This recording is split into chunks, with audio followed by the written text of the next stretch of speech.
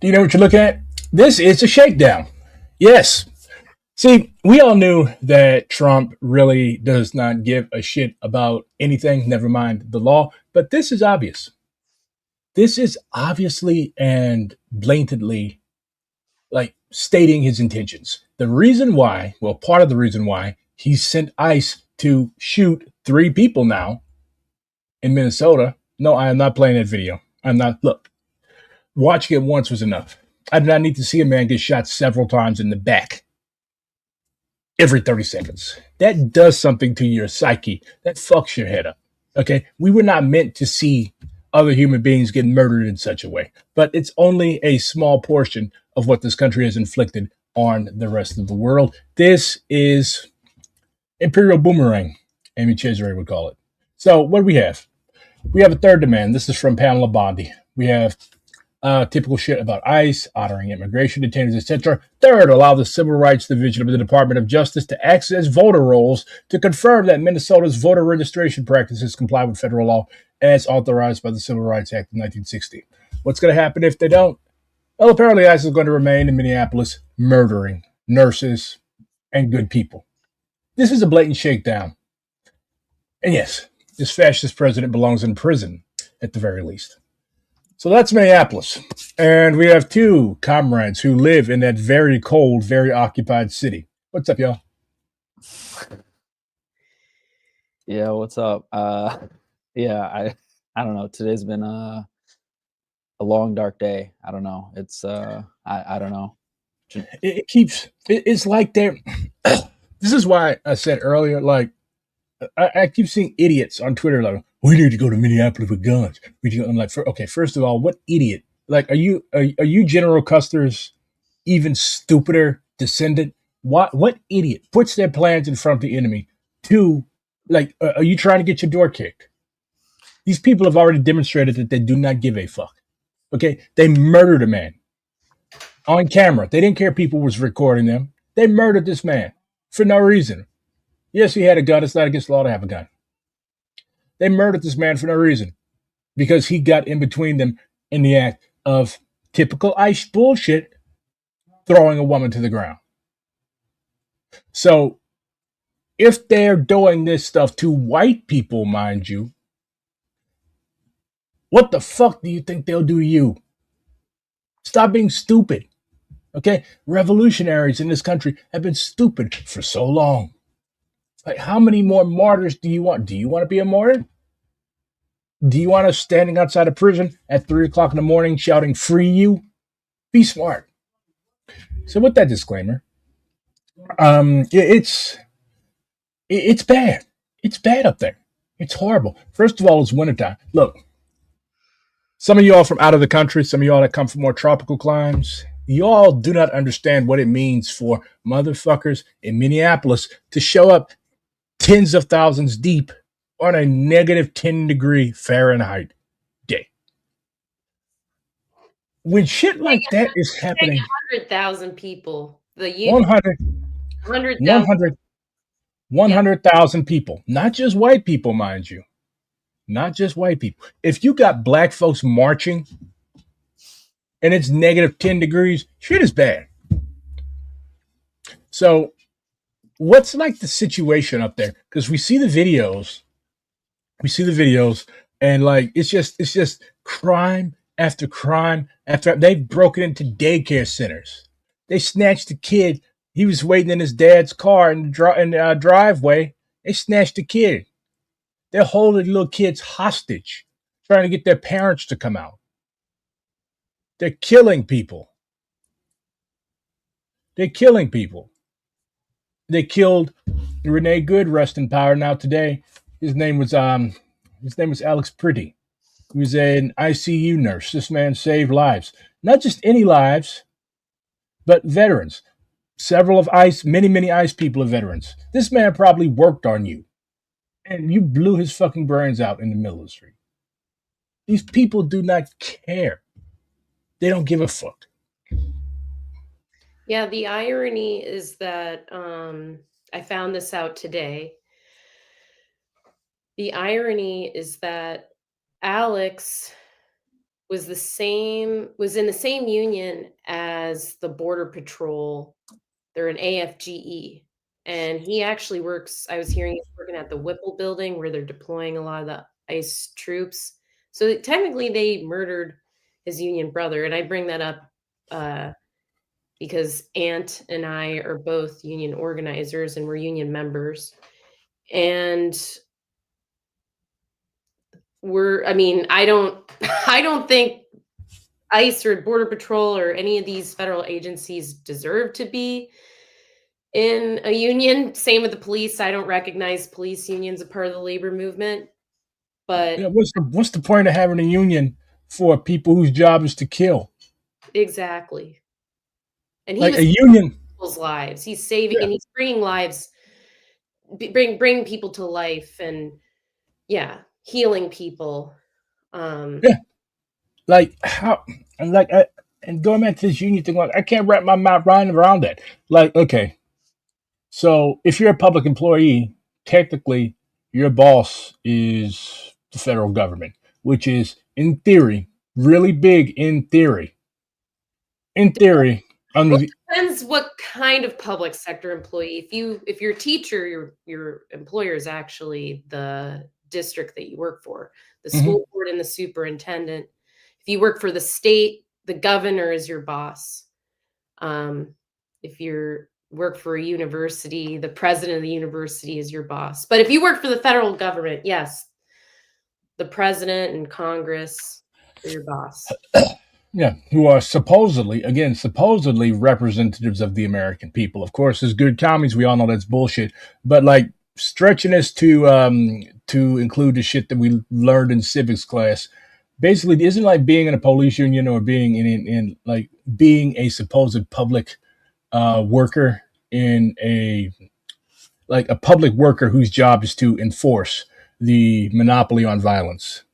Okay, so technically you are at antagonistic contradiction with the American people because your job is basically to, as ICE is doing, kill American people, people who have the right to be in our country.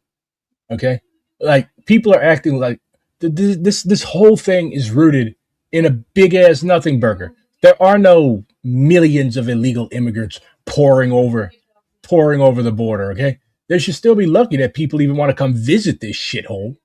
There are no millions of there is no Somali fraud. Okay. All of this stuff is proven, demonstrable lies. People are being murdered for these lies. They charged a black civil rights attorney for a protest at a church at which the pastor is an ICE agent. So if you are a pastor at a church, okay, and you also have a public facing job. For example, Adam Clayton Powell, he was a congressman. He was also pastor at Abyssinian Baptist Church in Harlem. So people would visit his church if he, I don't know, had passed something or helped pass something that the people disagreed with. People would confront him about it in the pulpit.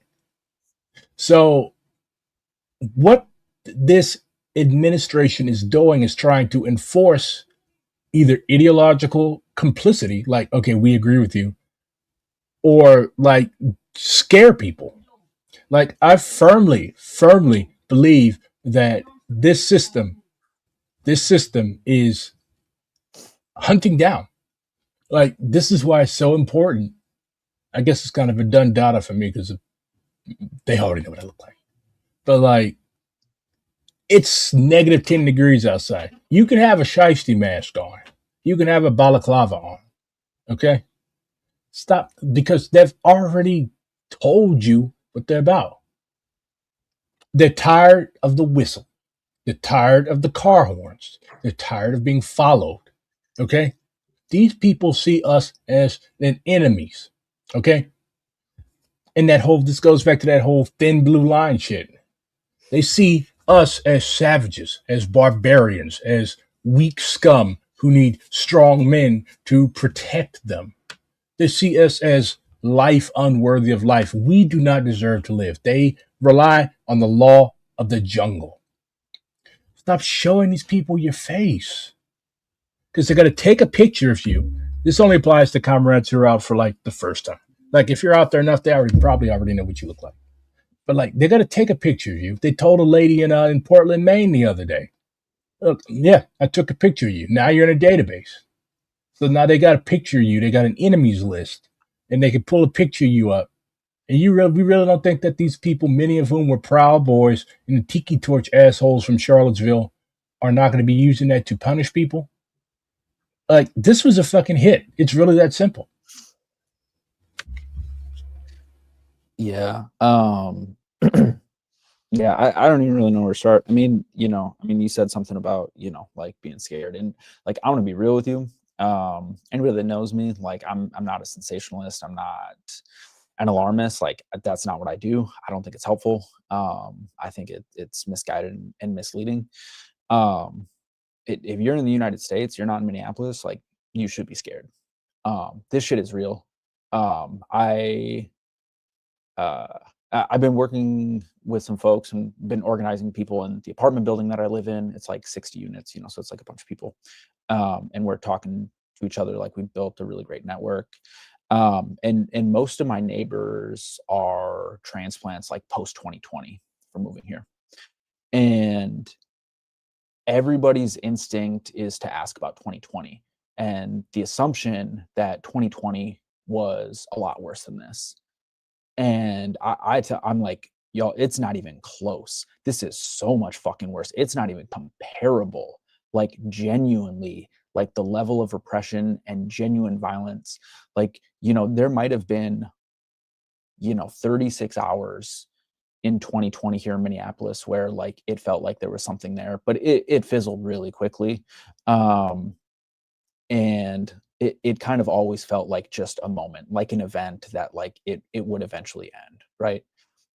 This is not an event. This is a structural shift in our society, and we are staring down the barrel of something really, really fucking bad. And people who are not here like really need to contend with that, because I'm hearing a lot of people and they're saying, like, what can we do for Minneapolis? It's not what you can do for Minneapolis. Like, you need to get organized in your own community right now. I don't care if you're in a small town, if you're in a big city, whatever it is, like you need to get your community organized right now, because this shit is coming for you. Like, it's not a matter of if, it is coming for you. And like, bro, I could tell. Like, you can tell a lot about a person or like what they're saying by their voice. You are genuinely fucking scared. Like, This is real shit right now. Like I'm yeah, not, and like I honestly, like, I think what's most scary to me right now, right? Like 2020, like I wasn't scared. Like, I mean, like shit was real, but it didn't feel like that. Like my comrades and the people that I really trust, right? Like who have been through this and that I talk to, like they're fucking scared. Like they're seeing what is happening and they're seeing that this is a real shift, right? Like a very real shift. And like right now, I think like what really concerns me is I don't think that most people outside of Minneapolis really understand what's happening here. Like it is so much worse than, like than people realize. It's an abstract, and mind you, this is just what Elon Musk, these assholes, are choosing to show us. Because at the end of the day, if they don't want something to be on the internet, it ain't gonna be on the internet. Okay, all this shit is privately owned, so they'll show you Alex Pretty being murdered. They'll show you Ms. Good being murdered, because they want to be like, look, see, this is what happens. This is what happens when you fuck with us. Keep showing up with your little whistles and shit. Like, they're sending us messages. They cannot say this stuff openly. Well, actually, you know what? Scratch that. They are now at a point where they feel they can do whatever the hell they want to do. Murder people. Like, there was a bastard dancing in the street after this morning's incident. He was clapping his hands, hopping up and down. He was happy. Like, most people really have never had an opportunity to come across genuinely evil, like evil scum of the earth, war criminal type men. But these, like, you are exposing these people you are exposing American people to the types of motherfuckers that we sent over to Iraq. Now you've brought them home, you've given them badges, and you've allowed them to do the same shit they were doing in Fallujah and Ramadi. So this this type of thing, like, Americans are a very, very hard-nosed, like, cynical people. Like, we're not Americans are not intellectuals. Americans are not a reading people, right? American communists are, but the average, ordinary, everyday American learns only through ass whipping. It learns only through like, experience. Americans are pragmatists and empiricists. That's how we learn. So, like, it's one thing for us to be talking about, hey, ICE is coming, ICE is coming. That like, it's easy for we shouldn't be doing this. Like, if a little fucking 5-year-old kid is getting snatched up the street from me, I don't give a shit what race that kid is. I'm intervening. That's a fucking baby. But, like, Americans, especially like, other Americans of color, black people in particular, like, it was easy for us to sit back and be like, oh well, it's a, as they only after the Mexicans, that's illegal. They took it. Now, shit, they don't care. They do not care. They're killing white people. Okay, they're tear gassing foundational black Americans. God, I hate that term. They're tear gassing black people who were born here. Like, okay, okay. Quick historical fact: if you see a black American like myself, chances are our family has been in this country longer than yours has, because slavery, well, in part, importing new slaves. Of course, they continued smuggling enslaved Africans here long after, but it was technically illegal to bring new slaves from Africa into this country after 1808. So, at least since 1808. So, we're the original heritage Americans. They don't give a shit. That's why I laugh at that whole, like, oh, we was born over here. We have to, they do not care. We are the original enemies of this country. You think they're gonna leave us alone? You think that all of these people with guns are swarming Minneapolis? Philly, I've heard, is next. No. Anytime mostly white men that are reactionaries with guns appear, we end up staring down the barrels. Yeah, I think Ant should talk more about. I mean, No. obviously, ICE is coming after everyone, but the most egregious population is the Native American indigenous population, and Have they freed those? Have they let those people out of Fort Snelling yet?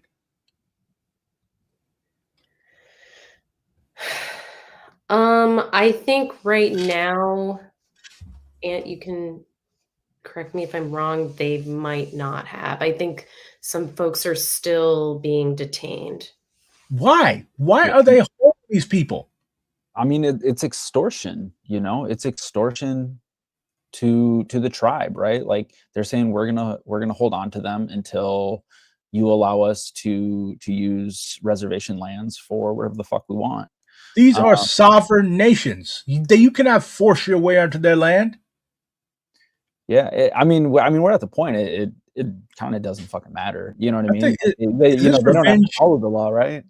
Yeah, didn't one of the Dakota Sioux tribes ban Christy Nome from their reservation?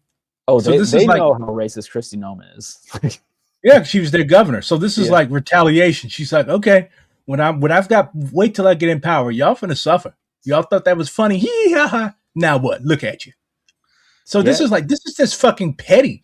Like, you're playing with people's lives. You have no right to hold these indigenous people.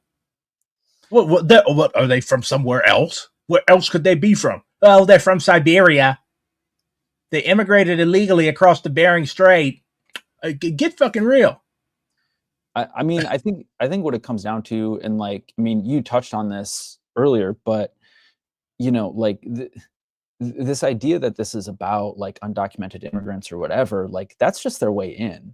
Like, and this is like what conversations in community organizing right now has to be, and it's certainly like the conversation that I'm having with people, right? Because most people are still stuck in the framework of like what's legal and what's not, and the reality is like they're fucking here to prove a point. They're here to terrorize people. So like in my neighborhood, so I live about a little less than a mile away from George Floyd Square, and about a mile and a half away from where Renee Good was murdered, South Minneapolis, right? And in my neighborhood, 3 days ago, ICE was swarming our neighborhood. They're in our neighborhood every day, but they kind of like go in like different days. They pick areas where they're going to terrorize, and our neighborhood was that a couple of days ago. And like, I mean, we're talking like you walk outside and you could look at the street for 90 seconds and you'll see 5 ICE vehicles drive by. They all got tinted windows. You see 5 dudes They're in that uniform. fucking deep. Oh, that's light. That's light. So like, and like they're everywhere, right? Like I would say at any given moment in our neighborhood on that day, I'm gonna guess 15 to 20 vehicles in the neighborhood. And this is a small neighborhood. Like the neighborhood is not like miles long. Bruh. You don't even see the regular cops in the most dangerous parts of St. No. Louis that much. No, and the thing is that like like they drive erratic because like they want to terrorize people. They want people to know that they're there. But I was out. I went out and did some foot patrol with some of my neighbors during that day because they were everywhere. It's like a lot of like you're checking license plates and like getting license plates updated in the database and shit like that. And like yeah, we were seeing them everywhere. But also, like the thing is, like there were tons of people out also doing patrol, and we stopped by. I live on kind of like a busy street. A couple blocks down, there's a daycare center, and right now there is somebody always outside of that daycare center. Minimum one person always outside of it because Minimum ICE community member. Yes, and ICE is watching that daycare center. So down the block from that is like an apartment building. They're not that different from any other apartment building. But what ICE was doing that day is they were just staging vehicles in that apartment building's back parking lot just to scare the shit out of people, right? They didn't take anybody from there. They're staying there literally just to scare people, right? And it works, right? It's fucking scary, right? And like that's what they're doing, right? Like I came home from work and I'm just like, because like my coworker sent me home. She's like, no, you need to be in the neighborhood and like be with community and help out. And I came home and I'm coming down my street. I had two ICE vehicles right behind me, and I was pretty sure it was them. And then sure as shit, I get people on the street corners. They're blowing whistles at my car, and I gotta I point behind me, and they're like, yeah, it's them. Like they're fucking everywhere. They're everywhere, and like that's their intent. It's to scare people. I think the closest approximation to this is when civil rights volunteers would go down to like Mississippi during our Freedom Summer. Like it was pretty much the same thing. Like as soon as you hit town, the Klan was behind you in a police car. Like they would literally follow you through town. They would follow you to the Freedom School. They would sit outside. They'd wave, be like, yeah, it's a psychological warfare. It's psychological warfare. And see, like Minneapolis is, of course, still an American city, but it's a very progressive city.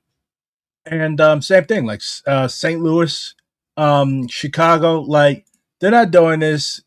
They're not rolling through Houston deep like they are in Minneapolis. They're like, yeah, y'all thought it was funny. Y'all thought it was cute. You brought up 2020. Y'all thought it was funny. Y'all thought it was cute to act a fool like y'all did in 2020. Now the big boys are out. Let's see if you act a fool now. So like Trump, this tyrant that we suffer is, and anybody who voted for this man needs to ass whoop. Like why? Like you actually thought that shit was going to be sweet. You thought he was going to run you another stimulus check. You thought he was going to fix it. Now, a lot of people bought this, like they bought this shit hook, line, and sinker. They thought that he was going to kick all the illegal immigrants out of the country, and now you're going to get a construction job again. You're going to get like, they're not going to hire you, bro. They're not going to hire you. So you fucked yourself. And then you made people that have sense enough to know better than to vote for people like this in the first place. Now you're making us suffer. 2 good people are dead because of you. Babies, car full of babies, beautiful black kids, tear gas. because of you, your greed, and your stupidity. So fuck anybody that voted for Donald Trump. This man has already been inflicted upon us once. You know what he's about, and you brought him back anyways. Was Kamala going to be better? No. I voted for Jill Stein. But like, you know that this man is an open fascist. And it's not just white people either. Like there are a shitload of Hispanics that voted for him. 20%, if I recall correctly, of black people voted for him. Like, we're supposed to know better. We're supposed to know better. Latina people, y'all voted for this man. This man literally built a political career off of hating y'all. Why would you do that? That's like me going to go vote for David Duke or Strom Thurmond. You actually thought that because you are one of the good ones that they're going to leave you alone. They're deporting Cubans out of Florida now.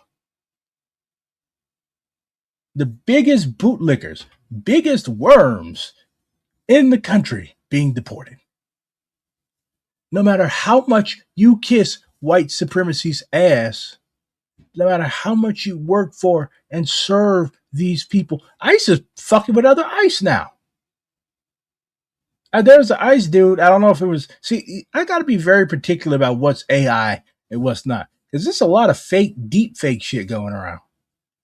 Before what I saw was an ICE agent off duty, and the other ICE agents pulled up on him. It was a Mexican dude. I'm like, this is bizarro world. This is bizarro world. Now that apparently the National Guard is out, Walls, of course, has no balls. Ballless Walls. He does. Like, you want to hold out a smidgen of hope that they're there to defend the people. But then, of course, the communist and the black person comes back, and I'm like, yeah, these people are here to like enforce the behaviors of order.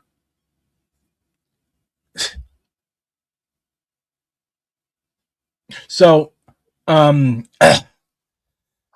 started? The funny thing about the whistles, that actually started in Ireland during the Troubles. Like when the Brits send the army out, like people would start banging on the old school trash can, let just start blowing whistles. I tell everybody that I run across that.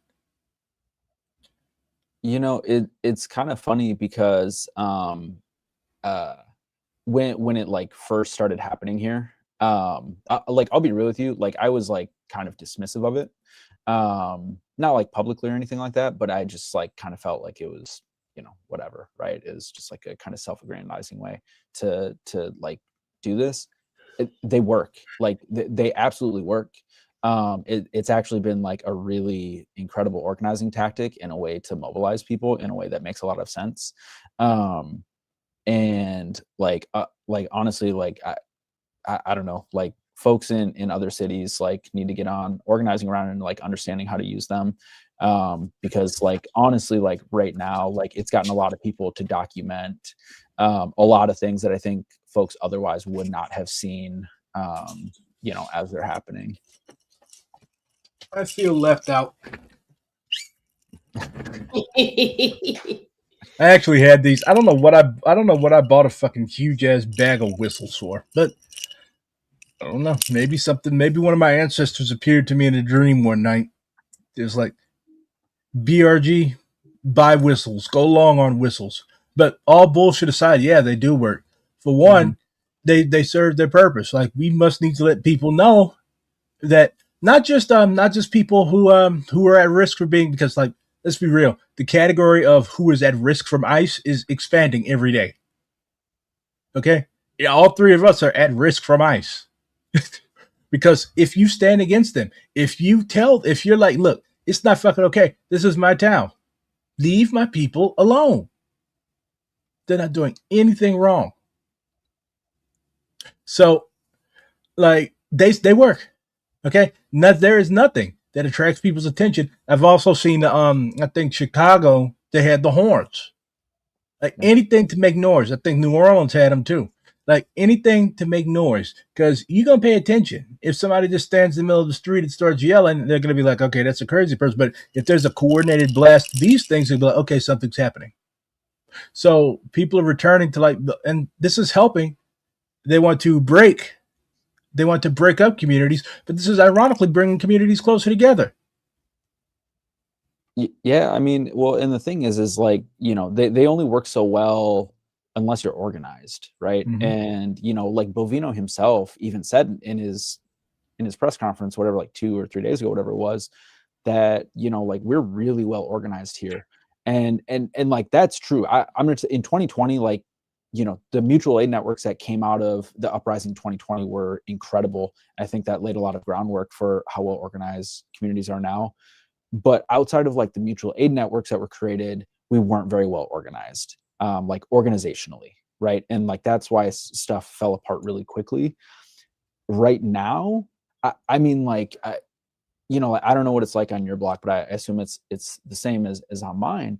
Like it's like my entire neighborhood, and that's what it's like in every neighborhood in Minneapolis. Like every neighborhood has a signal chat.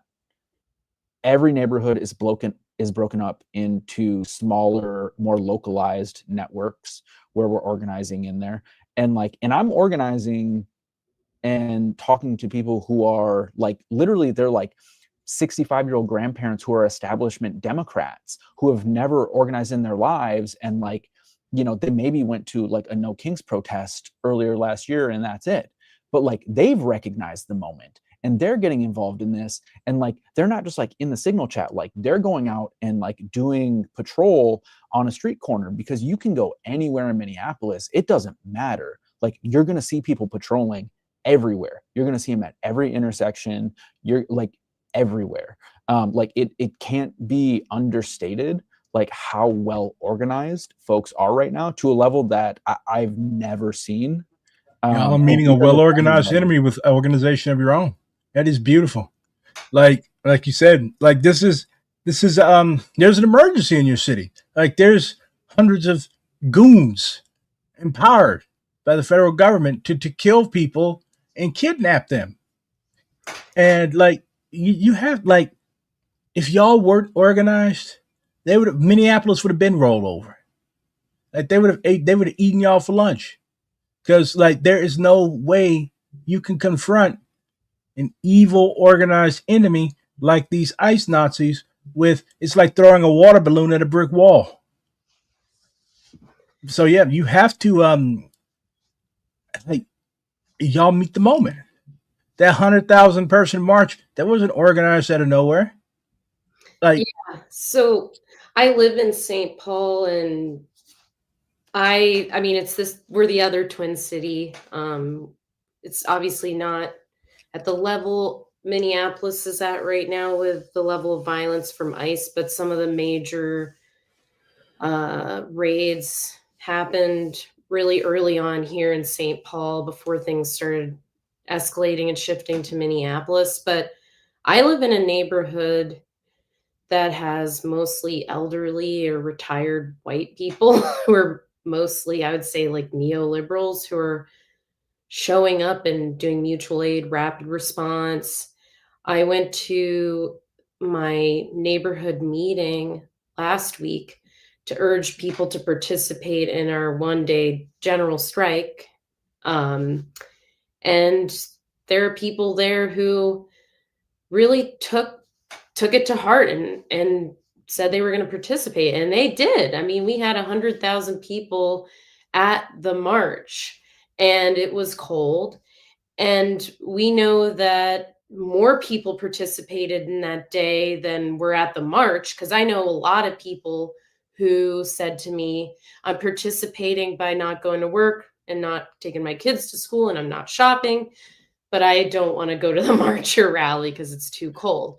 yeah, Um, and I'm hearing a lot of people right now um, say that we need to extend and expand the general strike. I was at the site of where Alex Preddy was murdered a few hours, I don't know, maybe 4 or 5 hours after it happened.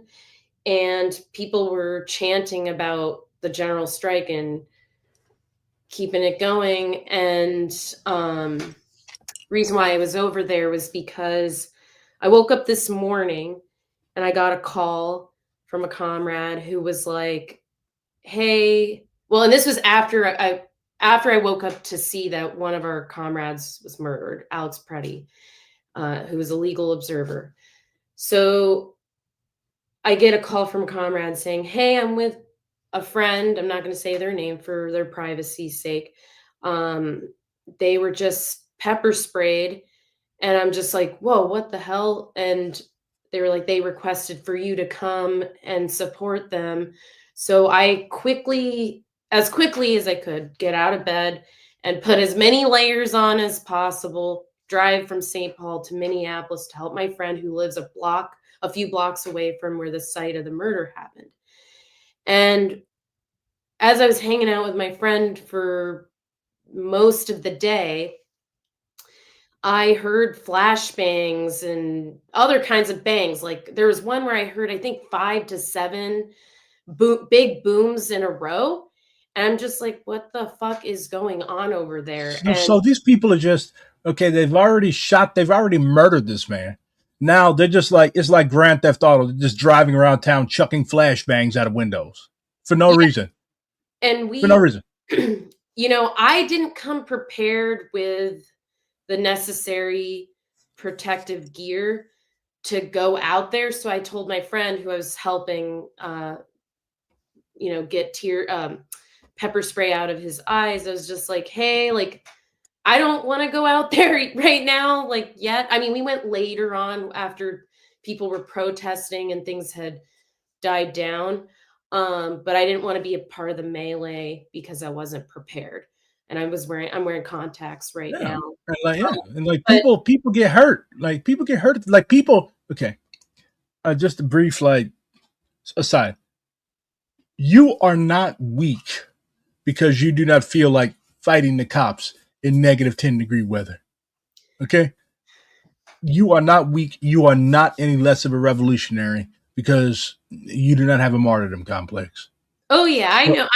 I'm in my mid-30s. I've been through enough, and I didn't live here during the uprising, but I mean, I want to echo what Ant was saying way earlier, that yes, people have told me throughout the Twin Cities that things are way worse now than they were during the uprising. But I've been involved in the Black Lives Matter movement for like the first and the second iteration of it, before the third, and I saw how police forces got more and more militarized. But we just passed a union statement where, when we were talking about getting it passed, we were talking about how these green and yellow gases are literally, they cause cancer. They cause miscarriages. I mean, and you could talk more about the specifics because you helped write the resolution, but I want to have kids someday.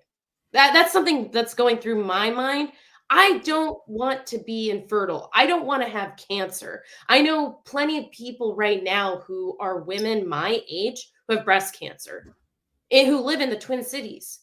And there's a lot of people who believe that this wave of violence is going to create a wave of cancer in the next few years or decades or whatever.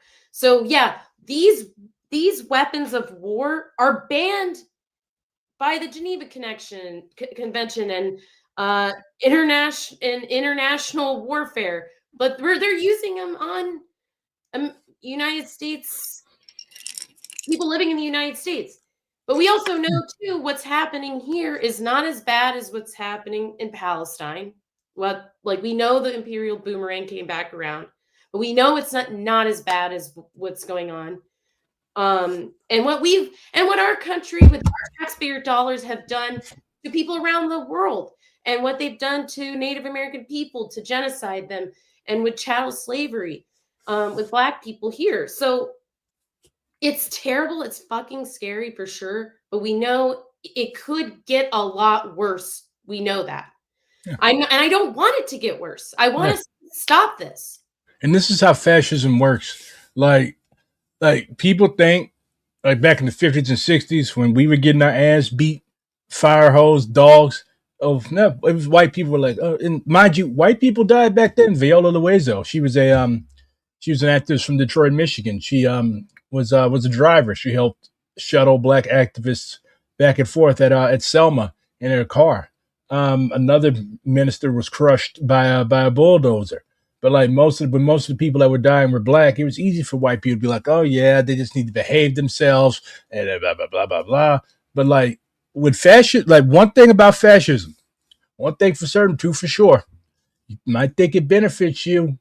You might think it's good for you. You might look at all the treats that you get off other people's corpses and be like, "Oh man, this is dope. It's cool to be on top." But eventually, it's gonna come. It's gonna fuck you over. It's gonna come for you. Then you'll wish that you had taken these warnings seriously. Like whenever somebody that's colonized tells me something is coming, I pay attention, especially indigenous comrades. Like y'all have been dealing with these devils for centuries. Y'all know what the fuck y'all are talking about the water. There was indigenous comrades who took the lead on that. Hey, they were like literally, hey, these motherfuckers for the poison your water. You may think that it just impacts us out here on the res, but guess where this river flows? Minneapolis, St. Louis. Yeah, hope y'all enjoy drinking oil in your water. Like people, when people tell you things, you got to listen. You got to pay attention because when it comes, it's too late. And when it's too late, like ain't no point in saying, "Oh, we need to organize. We need to organize." When ICE is already putting foots in everybody's ass. Like no, like you comrades are telling us right now, this is what we're dealing with. This is how we're dealing with it. This is what they're doing. Everybody watching this needs to take heed. Read articles from Minneapolis. Watch people's like when they're out there on the streets recording, filming. Pay attention.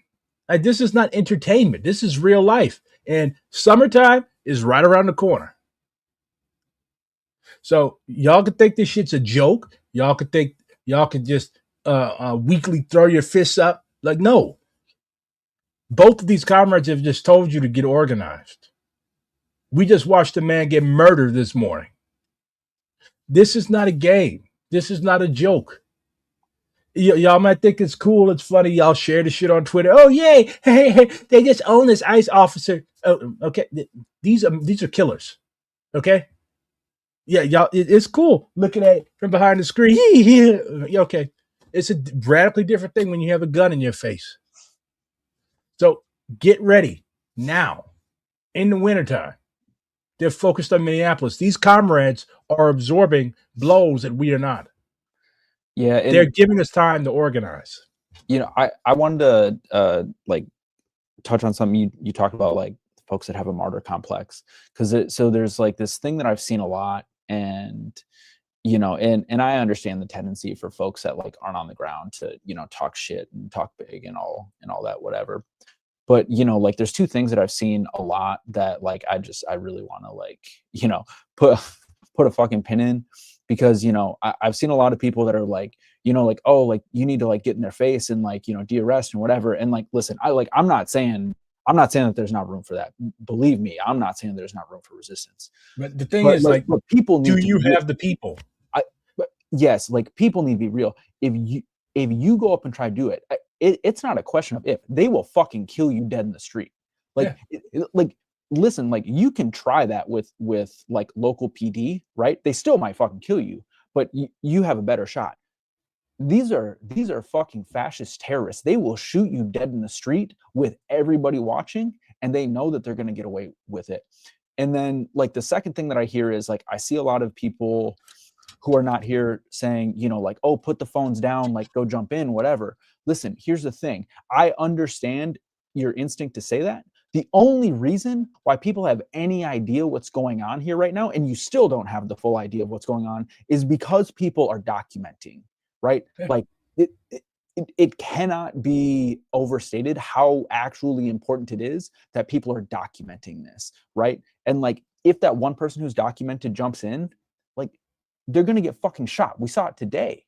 Like that's not going to be the last person that dies here in Minneapolis. It's not. They're giving us a taste of what's going to come in the summertime, because eventually it's not just going to be one. It's not just going to be one person get shot. Okay, try a rally. Okay, you really think these motherfuckers will not pull up to a rally and kill everybody there?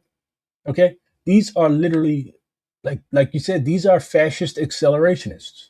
we're not saying that hyperbolically. No, these people are literally. It has been documented. These are people who are in Adam Waffen, all these types of shit. Now they have jobs. Okay, Trump and his fascist administration literally went out and handpicked, recruited these people and sicked them on American cities that he defines as liberal. And if you do not grasp, the importance of what I just said, this man has sicked an ideologically motivated army of people on American cities that he defines as liberal, then you're too stupid to be a communist. Okay, these people, they're not accountable to anybody. This is Trump's private army. This is Trump's private army. And what I want to add to like everything both comrades are saying, these people think it's a game too. ICE. They have challenge coins that they give to each other each time that they get someone detained and deported and maybe even murdered. They found in North Minneapolis when they shot a Venezuelan man in the leg. How many weeks ago was that? I don't remember because things are just time is. It's still fucking January. It's still the first month of the year. I know. And it feels like we're already halfway through the motherfucker. Yeah, so I don't remember that when that was because time is crazy right now. But the ICE agents left their cars behind, and what was found in the cars were these coins that had skulls on them. That is fucking grim and gruesome. These people think it's a game, and they're part of a death cult, and they make Jonathan Ross, the ICE agent who murdered Renee Nicole Good, essentially made a snuff film. He moved his phone from one hand to the next so that he could get his gun to murder someone. So this is a snuff film. Why would you? That's a sick fuck. Like you executed this lady, and you got a video on your phone of you killing somebody. Like, why would you do that? You are a sick, perverted bastard. And not only that, like there's 3,000 of them here right now. Like that's what I think people don't understand. Like, listen, the Minneapolis Police Department is fucking terrible. Objectively, we know that. We saw 2020. We like long before 2020, right? Like we remember the 4th precinct when they murdered Jamar Clark, and way before that, right? There are what's the math? 6 times as many ICE agents here than there are Minneapolis Police Department officers, or 5 times. Like they're everywhere. Like it can't be understated how many of them there are. They are everywhere, and they're all sick fucks just like that, right? Like you can't get away from it. Yeah, it's like well, for one, the local police are not going to fight ICE. Half of these, like, there's like a wave of local cops going to join ICE because that's where they can really do the shit they want to do and get away with it. Like, yeah, if you're a local cop and you're just fucking driving through the street, chucking flashbangs and tear gas at people, like, yeah, people let their local police get away with murder, but that might be a little excessive. Plus, local police are at least technically, well, in my city, it's weird. St. Louis's cops went back under the control of the state. So basically, the dictator Kehoe, or whatever the fuck my governor's name is, he has control over the police commissioners. But like, yeah, they would be held to pay. But ICE is accountable basically to nobody but, well, they were actually summoned to Congress by the Republicans. They were like, look, y'all need to come, because we're sick of, what the fuck is wrong with y'all? Like, y'all up there killing people, and well, what is wrong with y'all? So it would be funny seeing Greg Bavino's manlet ass like try to explain this away. Well, it'll be not necessarily funny, but I really want to hear what he says. Like, you show up here like you fucking Robert E. Lee's Italian cousin, and like these are propaganda stunts. Like, he was outside the Capitol with a whole bunch of ICE people, and like they just took off and started running out of nowhere. I'm like, where the fuck are y'all going? Y'all are evil. The evil flee when nobody pursueth. Like, what the fuck y'all doing? Then Tim Walz, he he said something about him calling Trump. So ICE was like, okay, you know what? We're gonna fucking take over your Capitol building. Now, like after they killed Alex today, he's gonna like, why do you keep calling Trump? This man mocked your disabled son. That's like a no-go anywhere. This man, this man is, Trump is just big on violating people. He's a narcissist and he's an egomaniac. Like Don Lemon, he doesn't like Don Lemon. So Don Lemon was at the church protest. You charge this man with the fucking Ku Klux Klan Act. He's an extremely petty. Trump is basically the worst type of person to have in power. He's narcissistic. He's petty, and he abuses his authority. Why the fuck you send 3,000 ICE agents to Minneapolis and St. Paul so you can get their voter rolls? Why would you have Pam Bondi put that in that letter? What do voter rolls? And then it's raising questions in people's heads. Like, this is not just about illegal immigration.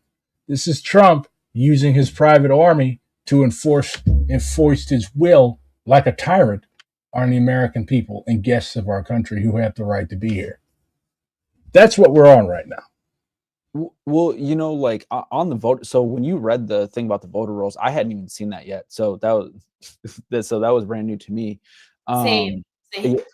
But it's not surprising, and I think like folks here in Minnesota like need to really start thinking about like what that actually means and what the intent behind it is, because like we all know here, like it like this isn't people being paranoid. Like the surveillance level of all of us here is unmatched from like I think what we've seen in the US in this generation.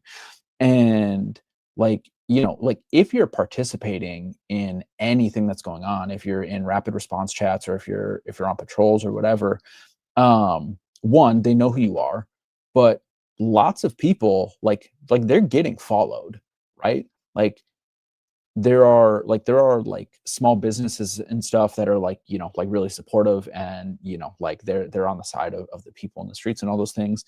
And like ICE agents are just driving by and they're like waving at them and mocking them, and like like we know that they're surveilling us. I'm just assuming like everything on my phone, like they know, right? And I think like most of us should just assume that. But like then what are they going to do with these voter rolls, right? Like if they're surveilling us and they're going to use these intimidation tactics, what does that mean like in the long run, right? Like when they get a handle on these voter rolls. Like George Jefferson said, it's no point talking about fascism coming. Fascism is already here. You literally have a man who is, for all intents and purposes, a dictator. He's a tyrant. This is what dictators and tyrants do. They sick private armies of mercenaries, because that's essentially what ICE is. These people have no training.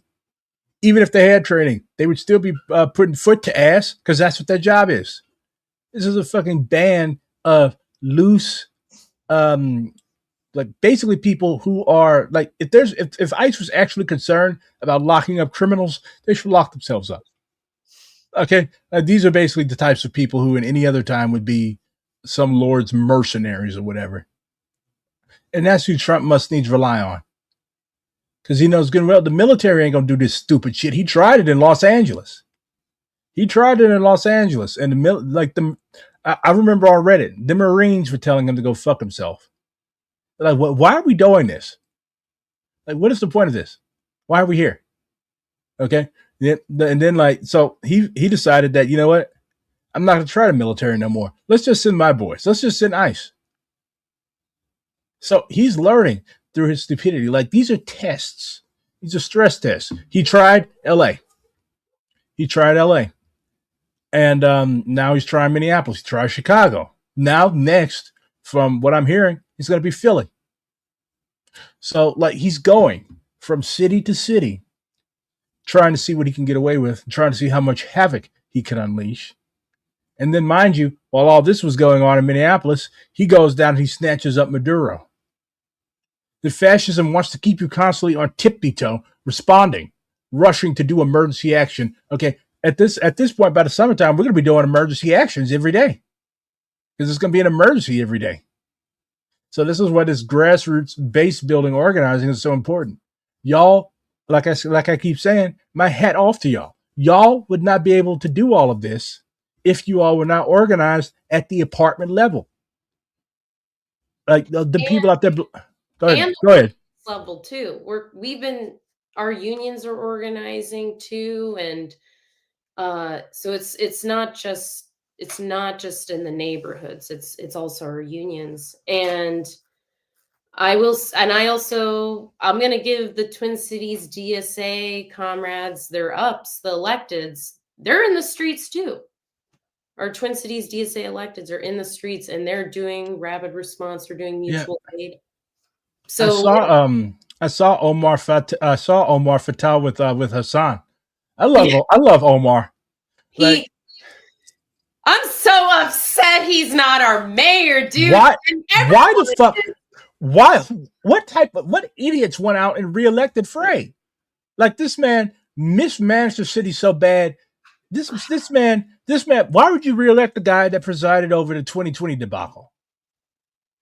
That's a whole other conversation about Minneapolis. They just didn't vote. They didn't vote for the man because he was Somali. I mean, yeah.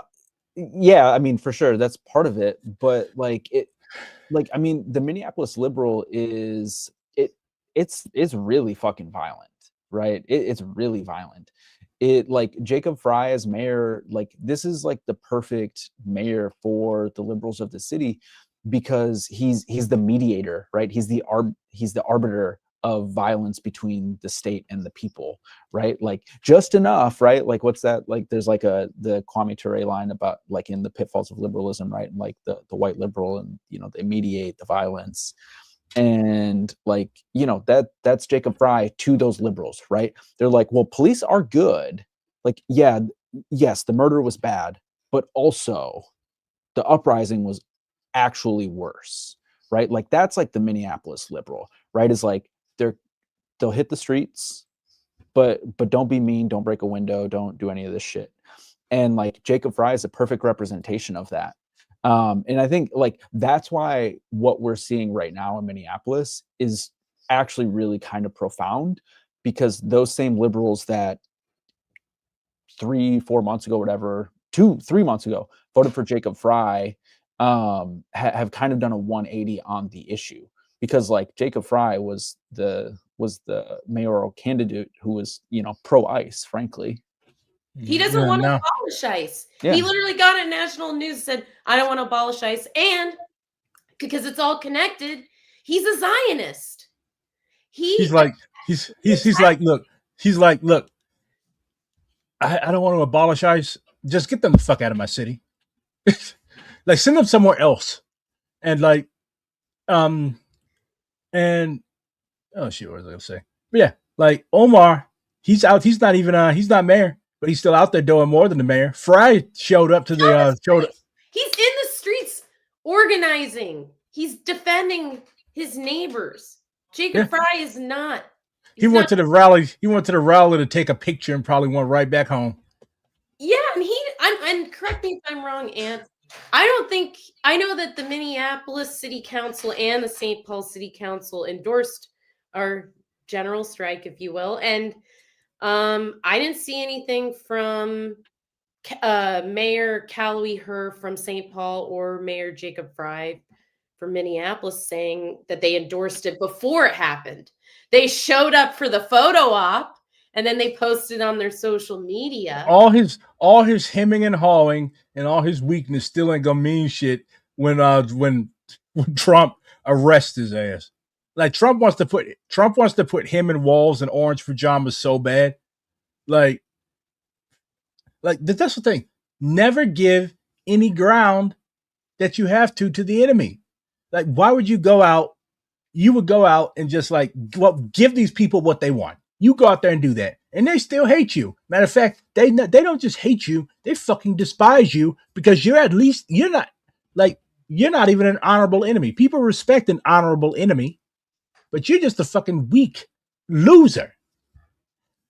Yeah, well, I mean, like we actually haven't even talked about this, but like, the things that are happening in Minneapolis tonight, and like both Fry and Tim Walz, right? Like they've both got things to say about ICE presence here, and at the same time, they will both happily sic militarized forces on our people at the exact same time, right? Like the night that Renee Good was murdered, Jacob Fry deployed riot cops in the city and mass arrested like 20 people, right? The same night. Like right now, tonight, in the neighborhood where Alex was murdered, right? The National Guard is there tonight because Governor Tim Walz activated and deployed the National Guard tonight. So you don't activate. There are checkpoints there's a mile radius of checkpoints, and you have to show your ID to get in and out to prove that you live within the what are they calling it? The exclusionary zone or some shit like that. Bruh, the only people that should be excluded from that zone, the only people that have killed somebody in that zone are ICE. Like, why would you?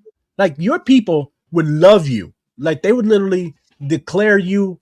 They would literally declare you emperor if you had the balls to deploy the National Guard on their behalf to fight ICE. But you ain't gonna do that. Like, people was calling, "Where's the National Guard at?" Man, bruh. No, and they're running checkpoints right now. They're running. You run checkpoints on your own people, which you were supposed to be defending. There are enemies in your streets murdering. They've murdered 2 of your people, damn near killed a 3rd one. They're scaring people. They're dragging little children out of daycares. There's a little 5-year-old kid left by himself because his daddy, they took his daddy. And you gonna put the National Guard out after the ICE murder somebody to keep ICE safe? ICE can go in and out of there. You ain't gonna tell them though. You a punk when it comes to them, but in terms of your own people, you're a real tiger. Yeah, and it's just more psychological warfare from whether it's the governor or whether it's from ICE. Like they're all doing this psychological warfare on us. Like I won't use your government name. I'll just call you UH. But yeah. So like, you could talk to anybody in the city right now, right? And honest to God, you talk to anybody, right? You ask them if they're sleeping regularly. I promise you, they're not. They're not. Everybody you talk, they're not. Like y'all got PTSD. You talk to anybody. You say, "Hey, did you drink water today?" 6 o'clock at night, they're gonna say, "Fuck, I haven't drank anything today," right? Like people are regularly not sleeping, right? Like my neighbors are like I got neighbors who've like not been through this before. Right. And like, I mean, they're really, really struggling. They're like, I can't fucking sleep. Like I'm crying every day, things like that. Like it's psychological warfare. Mm-hmm. It's only a short time distance because and they do this a lot. The Brits used to do the same thing in Ireland. Like they would just show through the fly helicopters over, shine lights, people's windows, wake them up. Oh, y'all thought y'all was gonna get some sleep tonight? Yeah, after all doing all that hooping and holler. Okay. And they do this shit to torture people. Like you said, they want to keep y'all woke. They want to keep y'all on y'all toes. They want y'all to think, okay, they've settled down. Maybe I can catch a quick half hour. Maybe I can catch a TV show or something. Then next thing you know, they down the street. And that's what they do. And today, a lot of people in the Twin Cities believe that Alex Creedy's murder was retaliation for our general strike, one-day general strike yesterday. 100,000 people marched, and we organized in like 10 days, a one-day, like citywide. You can't tell me that's a coincidence. Ain't nowhere in the world y'all hold a huge march in -10-degree weather, and then the next day they get up in the morning and kill this man. Yeah, that was a hit. They mag dumped him. Like they Shot them 10 times in the back. They fucking and took his gun. unloaded the clip on him on They his took fucking his- lifeless corpse. I saw that ICE take his gun out of its holster. Then, literally 2 seconds later, they all unloaded him. They murdered. They executed that man. That was a hit. They're like, okay, y'all thought y'all was cute. Y'all had y'all little march yesterday. Yay! Okay, watch this. No, that's what they're doing. These are fucking. They're criminals. These are murderers, thieves, and junior tyrants. You know, I'll say tonight I was like sitting down for dinner and I like turned on the TV. I don't watch local news, but I was like I want to watch like local news tonight because I want to know like I think it's important to like know like what bourgeois media is saying and doing. You know, so I was like I want to know how they're reporting it tonight. They basically just said it point blank exactly what happened, and I'm like, okay. This is like actually troubling because bourgeois media is at the point to where they're like, we can be completely honest that this guy was fucking murdered, that our person on the scene who was press was tear gassed and punched in the face, and then show her on screen and talk about it, and then play the statement from his family that is just like, it's just like shit talking Trump and like, you know, calling it a disgrace and all these things. I'm like, this is where we're at, where bourgeois media is like, this is fucked, and they're being honest about it, and it ain't gonna matter. Because they were not like that. They were not like that in LA. No, like in LA, they still tried to carry somewhat of the regime's message in Minneapolis, and because like I hate to say it, but a lot of these nice liberal white folks, it's people like Alex Pretty, this stuff happening to them that moves them. Yeah. And like, if it had been either of us three, they'd be like, oh yeah, they're commies, troublemakers, whatever. But like, this man was a VA nurse, worked at ICU, and they had that video of him giving a tribute to a veteran who had passed. And like, that's gonna be like, you're gonna have motherfuckers in Alabama, racist as the day is long, being like, you know, that's fucked up what they did to that boy. Yeah, that's how racism works. That's how America works. But hey,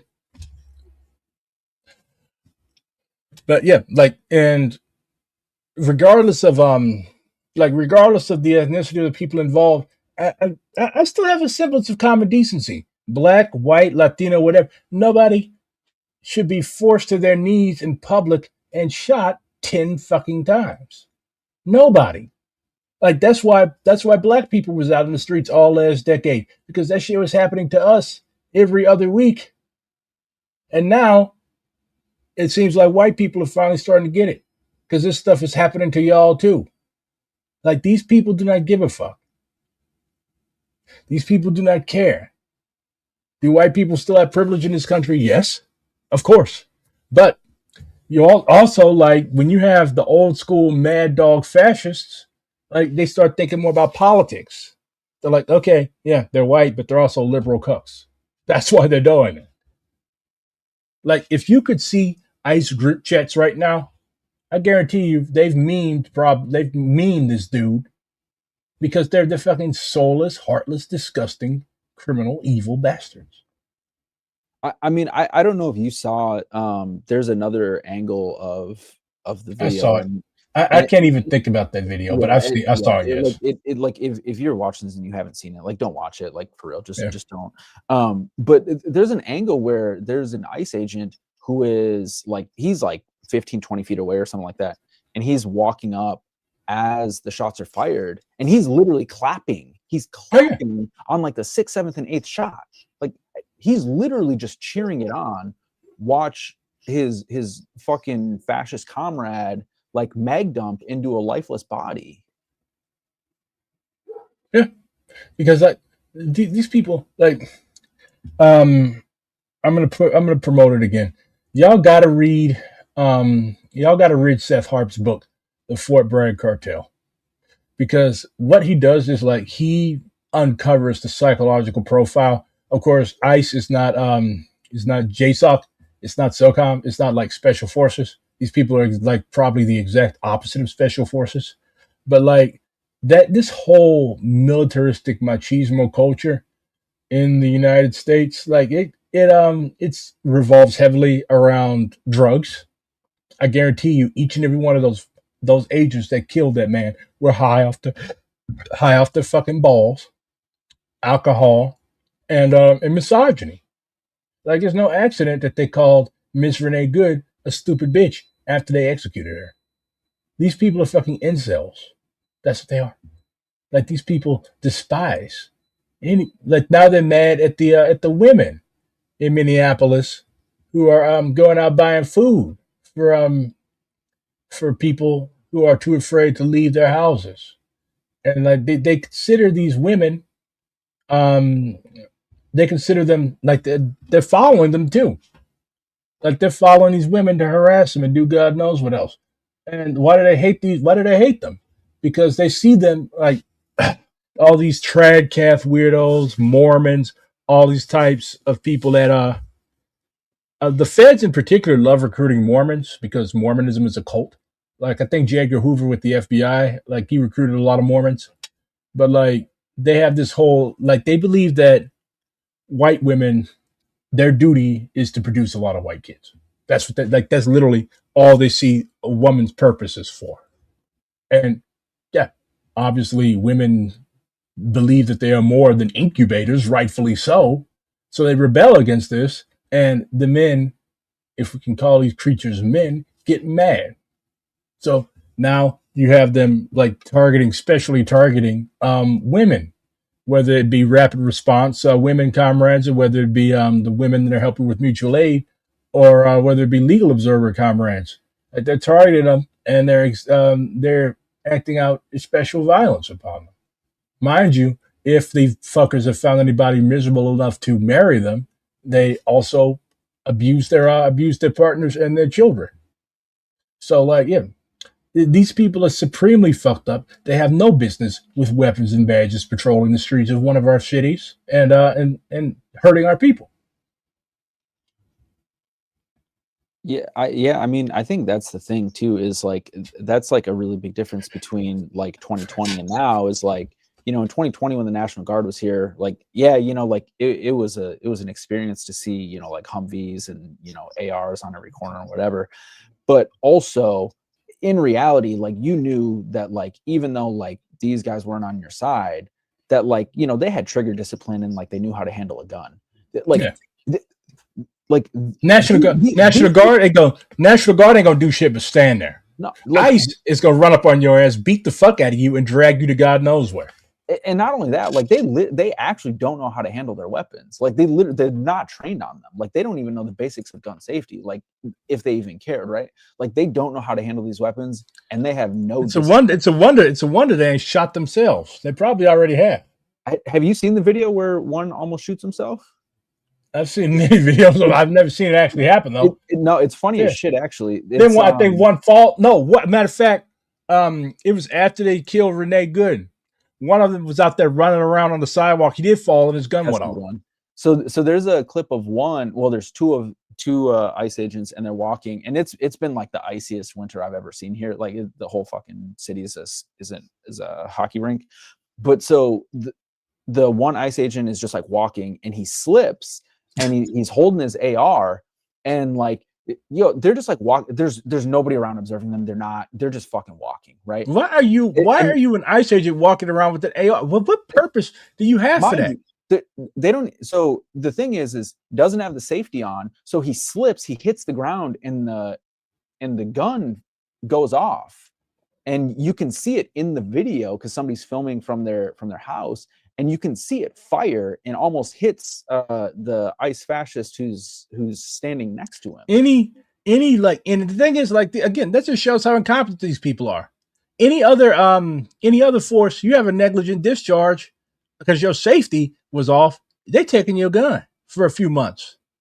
I bet you this bastard is right back out there on the streets today. Shit, even a gun like. Even like left-wing gun groups, you have you do something stupid with a gun, you ain't going back out there. Hell no, you ain't finna get us in trouble or shoot somebody. But these people do not care. They think this shit's a big ass video game. Yeah, and what's really scary is that a lot of them are younger than both of us, or all of us actually. I think we're all in our 30s, mid 30s or later, right?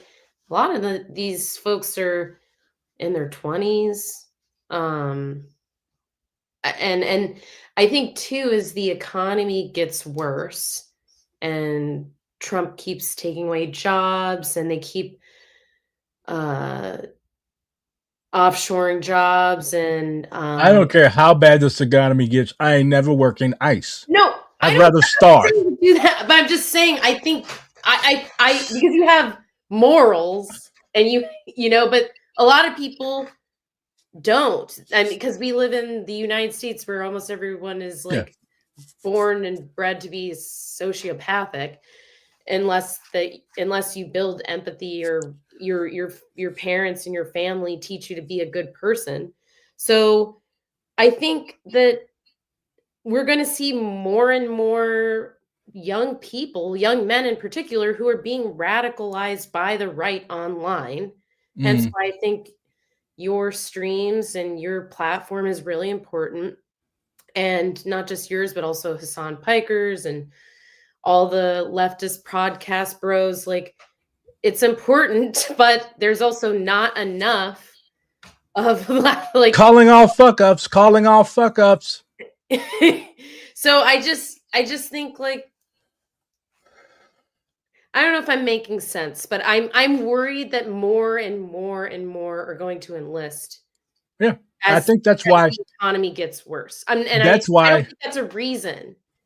That's I why mean, he's out here, and that's why he's doing that shit. Like he's trying to make people so desperate. Okay, you want to go to college? You want all this stuff? You want a house? You want a car? So you got to work for ICE.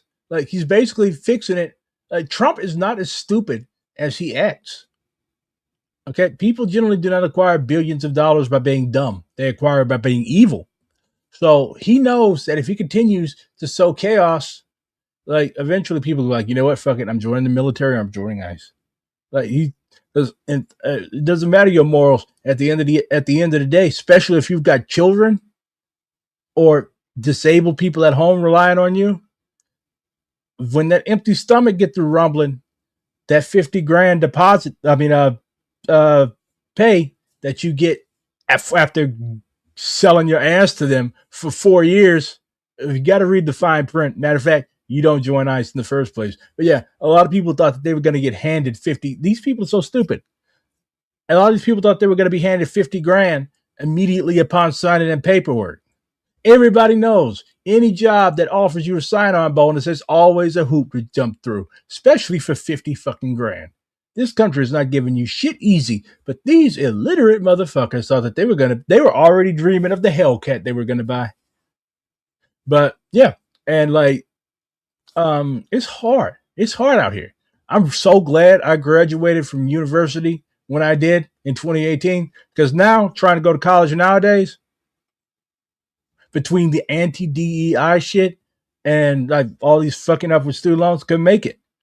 Like if you graduated in 2010, you are lucky. If you graduated in the 2010s decade, you're lucky.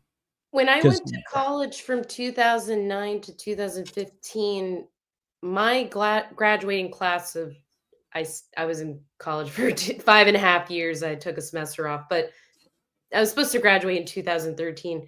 Mhm. My graduating class had the largest amount of homeless students. That was back in what more than a decade ago, and it's so much worse now to go to school. And something that I'm really passionate about, and Ant knows this because I've tried getting him, and I'm gonna keep trying, Ant, to make you do this. I'm really passionate about organizing students and people from justice impacted communities and people who are on the sobriety path to join uh, the trades in particular, make good money and get racist white men out of the trades so we can have good people in our unions and make our labor. My uncles and them always told me, they try to talk to me about the trades. I did not listen. I'm kicking myself in the ass to this day for not getting into it. Because, like, that's true. Like, look, you do not have to go to college to get a 4-year degree. There is so many, and there's so many trades and crafts you can get into. Good money, and like you do not have to go. Like, that's the thing. Don't tell me that shit about ICE this doing a job. ICE ain't no job. Running around throwing flashbangs at people and scaring the hell out of little kids and shooting folks is not a work. That's not job. That's not honorable work. That's the devil's work, as my grandma would say. Like, there's so much you can do in these trades. You can, like, it's cool. You drive by a fucking building and tell your kids, "Hey, I helped build that." Or like, what are ICE agents going to have to tell their kids? Oh, by that liquor store, I shot a guy 12 years ago out there. Do you really think that people, bruh? Nobody respects you. 100,000 people marched against y'all ass. That's telling y'all something. And then, as if to underscore the point, y'all get up the very next morning and shoot a man 10 times in the back. If you're, you don't have to work for these people. You do not have to do this. The whole world hates ICE right now. We're getting an outpouring of messages and love notes from people around the world saying we stand with the people of Minneapolis and St. Paul. Like, these people are losers. Don't be a loser. Be a winner. Be a fucking cool ass motherfucker. Be in a union. Organize your workplace. Organize your Aren't ICE agents unionized? I don't know, Ant. Do you know? I know Border Patrol is. I don't know about. Border Patrol is, unfortunately. I don't think ICE is. But yeah. Can you imagine your first day as a union organizer and like your boss hates you? They send you to organize the motherfucking Border Patrol, and they know you're a communist. I'm quitting that fucking job. Me too. I'm quitting that fucking staff job. I walk in there like, are y'all trying to be funny? Are y'all trying to get me to crash out? Y'all must not like y'all office very much. So where do we go from here? Like, okay, everybody's pissed. Everybody's mad. They keep killing people. So, like, what do we think is the end game? Like, what is it going to take to get ICE off y'all's ass? 3,000 of them. Ended general strike. That's what I think. Okay. Yeah. Protracted general strike. Yeah. I mean, honestly, I don't know. I think that where we're at right now is, I think that we in Minneapolis should probably, consider the fact that this might be a prolonged occupation, maybe not at 3,000, right? But I don't know, maybe they get a budget increase and they hire a bunch more and they're able to keep 3,000 here. But I think this is probably what we're going to be living with for the foreseeable future. This is the same union that Alex Pretty was a member of. Yeah, and they released a bullshit statement. They won't even fucking side with Alex Pretty because they can't confirm whether or not the fucking murderer was in their union too. So maybe you shouldn't organize to fucking. Yeah, the deep-seated contradictions within. I hate the Imperial Corps. I hate the Imperial Corps. I hate the Imperial Corps. I hate the Imperial Corps. How the fuck you have a union? You have a union brother that murders his other union brother, and then the fucking whack ass union does not release a statement. Yeah, his local had to release another statement that was way better than the national because the national was so bad. And you see that a lot where the national will take a weak or shitty ass stance. If I'm in a union, these motherfuckers take money out my check every month, every pay period, and I get killed by somebody that's in the same goddamn union. And they release a statement that basically is like, well, he kind of look, keep paying your dues, solidarity forever. I'm haunting everybody. Yeah, this is why we need everyone who's watching this. Please organize. We need to take over a lot. Yeah. So like to kind of like finish up like the question that you asked, BRG, is so you know I so there's a lot to be proud of in the organizing that happened in the lead up to Oh yeah, yesterday. y'all are fucking heroes. And it was, it was really great and it was really powerful.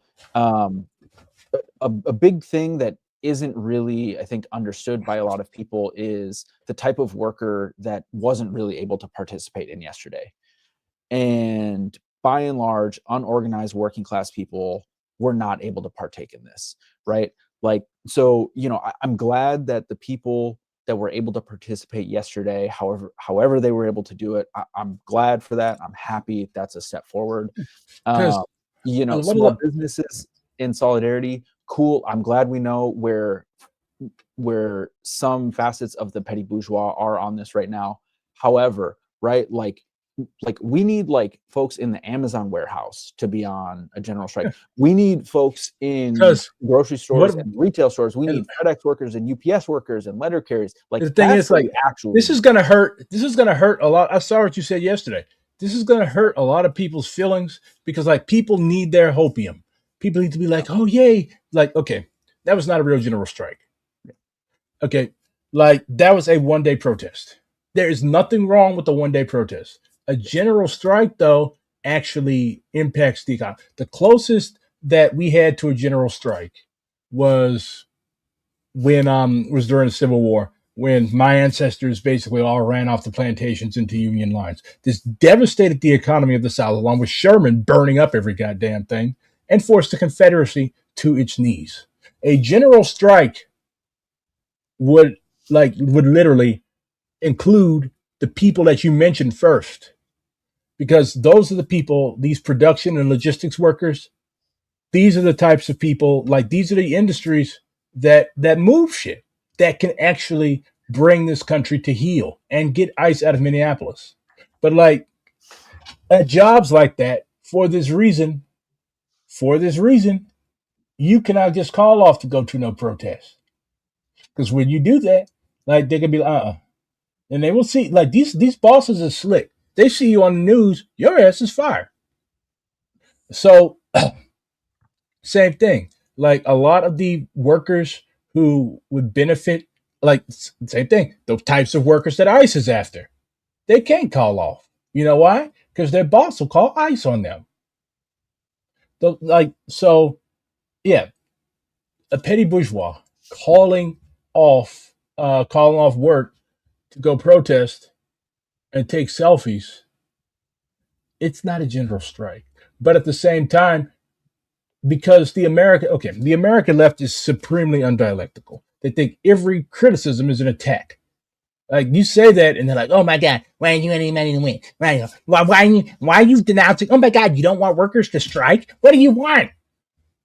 Like it's stupid and it's silly. There's very little capacity for critical analysis and critical thinking. Same thing. Tailing Sean Fain and whatever he's trying to do. Like, what type of general strike is like, oh, well, we're telling people what we're doing? You have to catch, this is class warfare. You must at least catch the enemy by surprise. Why would you tell the enemy what you're going to do a few years in advance so they can have time to prepare? Yeah, well, and listen, you said it, like, there was a lot of organizing that went into, the day of action yesterday. And, I think like, the Minnesota AFL-CIO was involved, so it was always going to get like defanged and lose. Yeah. Really. I'm still surprised. I'm still surprised the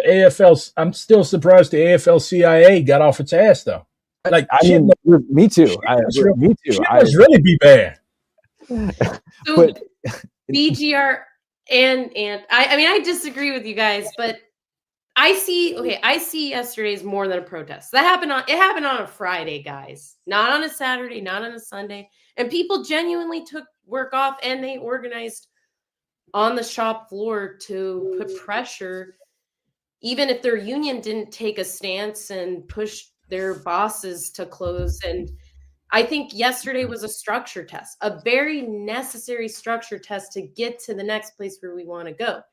And I agree that the Civil War, the Civil War was the first general strike that this country has had. The last one we've had was technically May 1st, 2006, a day of no immigrants. And we've had dozens of general strikes in between that. I have a whole list. I can read all of them off to you guys. I mean, this city, Minneapolis, had a general strike in 1934 with the Teamsters truckers. So, like, I don't want us to erase yesterday, and I don't want us to erase our history of general strikes in this country and in other countries too. But I think that we won't know the real impact of yesterday, but I had no illusions that yesterday was going to end everything. It wasn't. And it was likely they were going to retaliate, but it's now necessary. And I think a lot of people are seeing, okay, we got to move on. But I agree too. It is very hard to get the logistics sector on. You guys didn't mention the railroad workers, airport workers. We're going to have to get them on our side. There was an airport action yesterday, but like they disrupted, but they didn't shut down. It's very, very illegal to shut shit down at the airport. Yeah, so that's the feds. A lot of people who are in the logistics sectors are unfortunately pretty conservative, and it's going to take a lot of work to move them. And I think too, people are unwilling to have some of the hard conversations that are necessary to move people. They're just like, oh, this is what they think. But hey, I was a member of an educators union with people who are MAGA before, and when I lived on the East Coast, and I was able to move them on issues like Palestine before October 7th, 2023. So I think we shouldn't ever write people off, and we shouldn't just give up.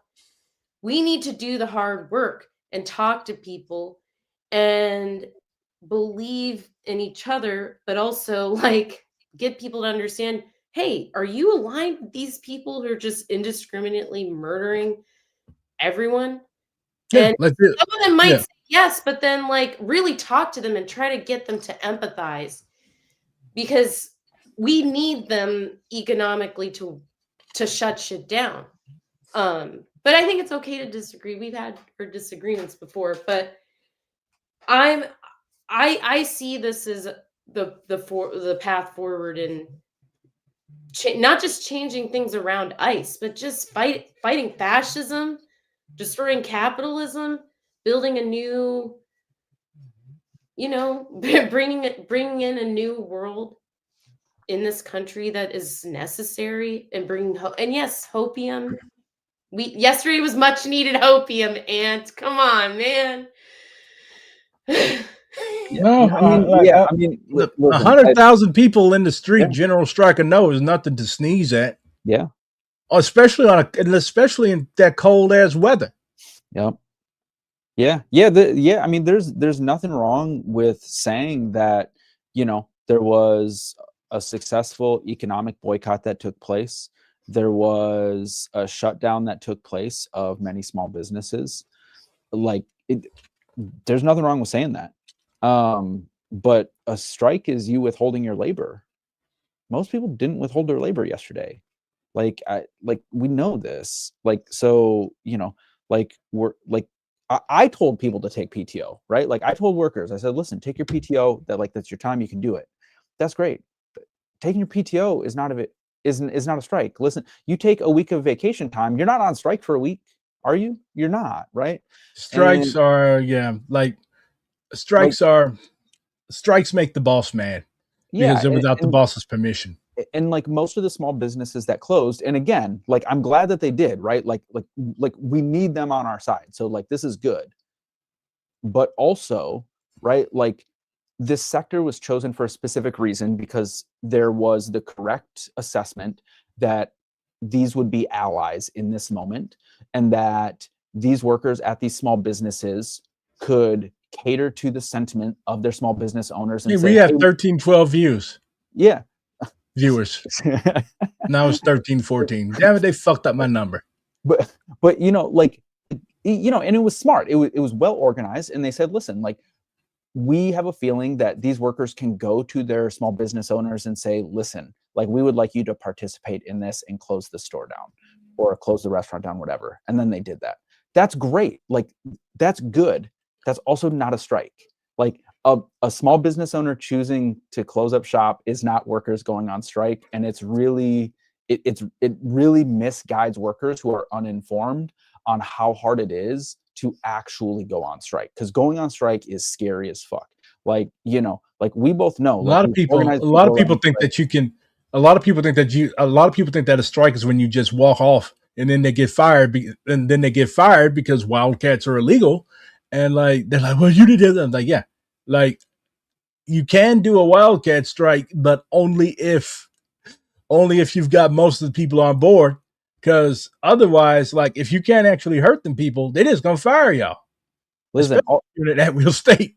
Listen, all the people on Twitter that got mad at me for the post that I made, you know, it's mostly like a bunch of liberals who've never organized in their workplaces in their lives. But like, I've taken an illegal strike before. I've done it. I've organized people around it. And the reason why it worked is because we had 100% participation in a bargaining unit of like 175 people, right? So like, you know, like, it's scary, and we didn't do it in a day. It took a really long fucking time to get people there, and it took a lot of trust, you know. So like, I don't know. I tried to organize one of the shelters I worked at, and the thing with like trying to organize, the thing with trying to like especially organize workers is that like you cannot force grown people to do nothing.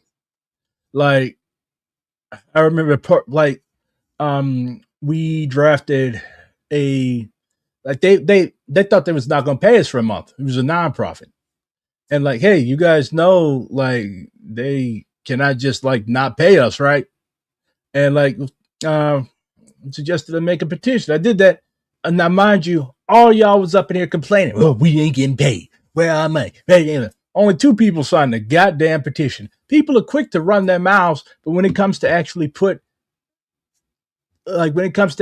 your name on something, or when it actually comes time to back up your words, Americans love talking. They love chest thumping.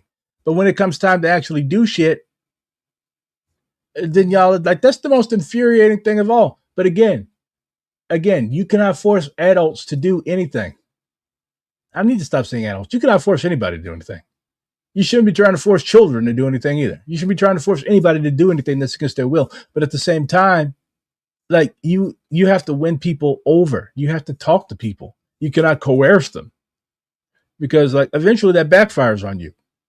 Ain't nobody going to join no union if the person that's in charge of the organizing effort is basically a petty dictator. Nobody's going to subject themselves to that. So yeah, like it's a long haul. It's a long haul. That's why I have very little patience for third worldists that are acting like the global south is going to come liberate us all. First of all, fuck you. Like, they have enough problems of their own without trying to liberate our worthless asses too. What the fuck are we supposed to do? So you want the like, I saw a thing that said Ayatollah send help. Why are you asking people that are getting bombed to send you help? What's wrong with you? You want the Iranians to handle the Middle East and America too because you're too lazy to actually get up off your ass and topple this shit? Fuck you. Our taxpayers are the like paying for the military to murder and you want around the world, and you think they're gonna come save us? You want them to come ourselves? Like you want them to come help you. I see. Yeah, like this is why people don't like Americans. You want us to you want people to have sympathy on us and have mercy on us. Like, honestly, if I lived in a fucking tent and that was getting bombed every night, and I asked the people from where these bombs are coming, who are funding the people that are destroying me, to like do something to help, and they give me a list of excuses, I honestly would not care what happened to those people.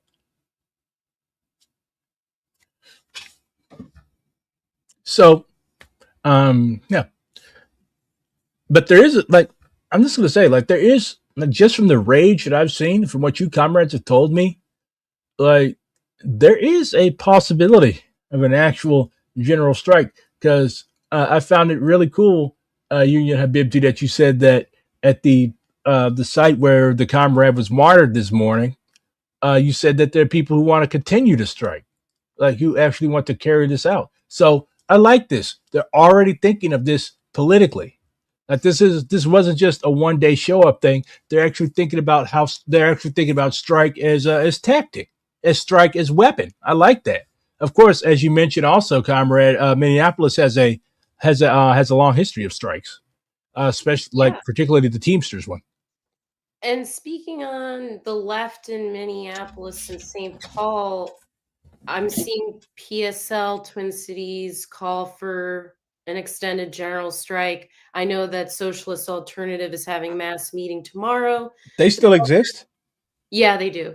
A lot Huh. of them left and joined Twin Cities DSA or Ant is down there cracking up. You um must be a former member. no, he's not. No, he's not. He could talk. I'll let him talk about his organization, organizational affiliations. But Socialist Alternative, they're having a mass meeting tomorrow. I know myself and others are going to be pushing Twin Cities DSA to keep calling for an open-ended general strike. I'm not sure where Frizzo is on everything and other leftist groups, but I know the anarchists, they're like they want an open-ended general strike. So Of course they do. They're anarchists. yeah, so I think like and a lot of people, I mean, I couldn't see everyone's face at the site of the murder like hours after, but hundreds of people were there and they built barricades. And did you see that joke online when someone was like, oh, they made that part of Nicollet a pedestrian mall?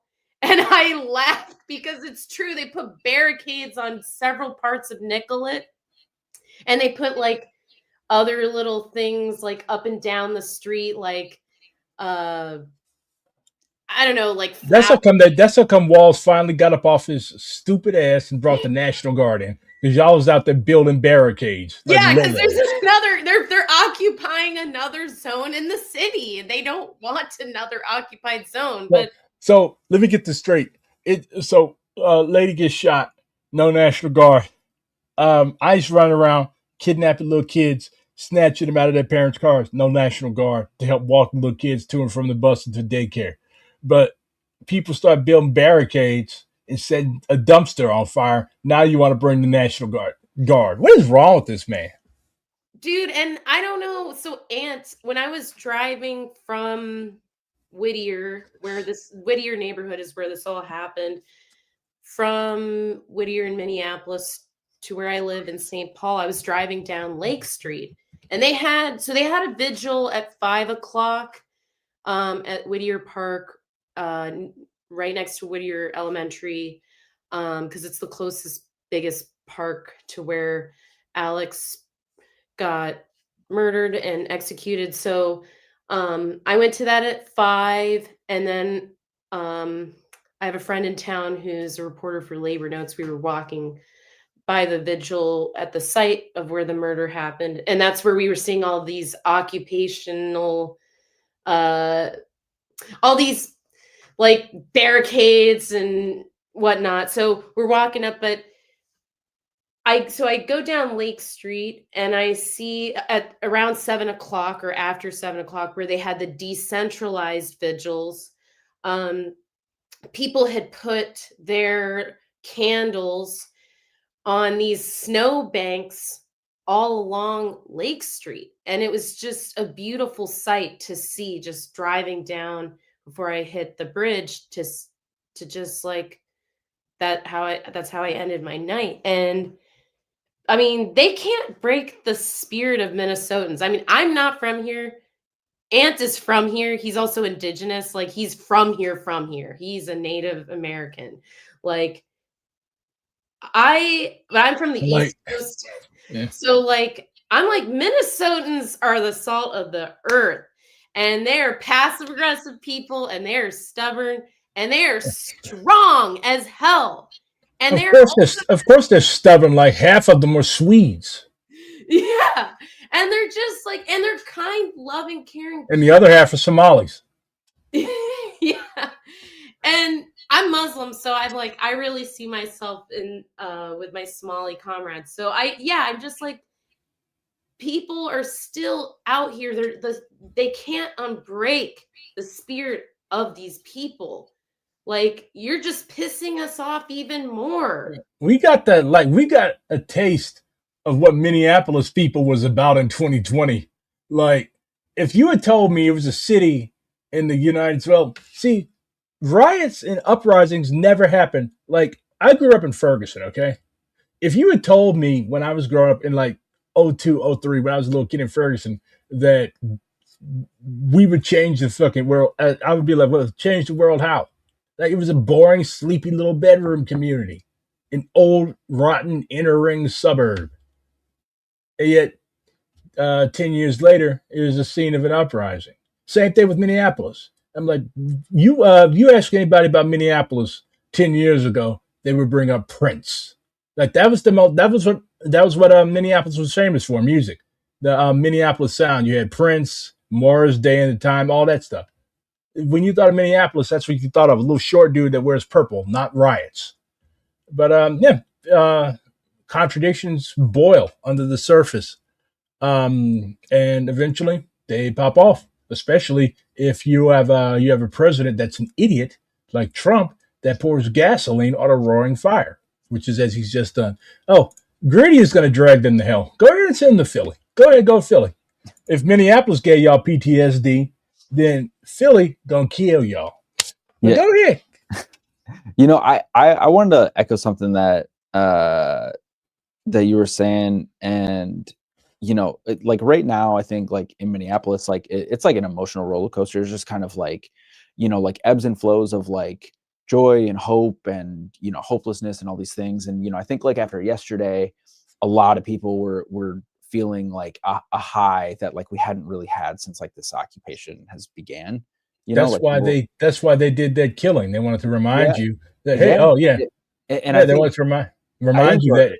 for all of us, like that went away this morning. Like I like really, I mean, like genuinely went away. And you know, you were talking about, you know, like the vigils, like the community vigils. So we had one just outside of my apartment building on our corner. And you know, I had probably like, I don't know, 25 people or something like that were out there.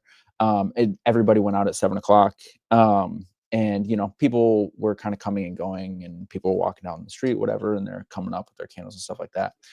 And then I hadn't even noticed it, but I looked down the street, and like I live on like kind of a busier street, and every corner all the way down to the train, like, you know, whatever, like half a mile down, every corner had their block had a vigil on it, right?